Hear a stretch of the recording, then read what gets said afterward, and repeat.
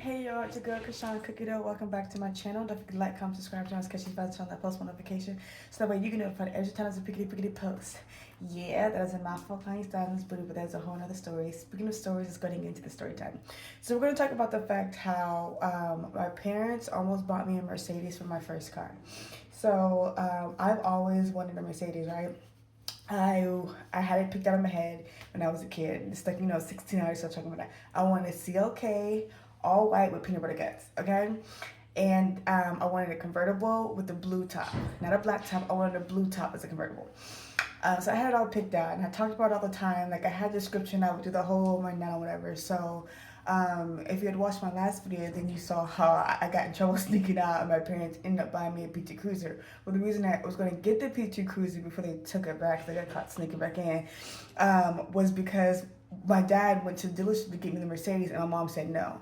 And by now, y'all know that my mom, has a little bit of jealousy towards me. So it was multiple things. One, she had a Mercedes herself, a Mercedes truck.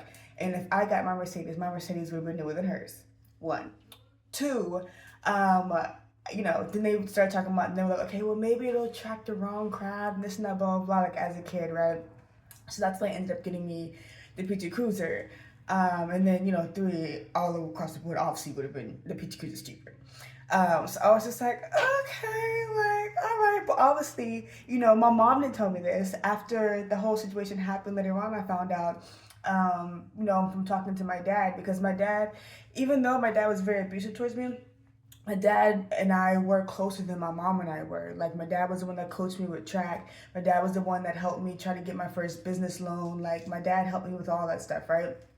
So he did eventually, tell me, like, hey, yo, I was going to get you a Mercedes, but your mom said no. So if you want to be mad at somebody, be mad at your mama.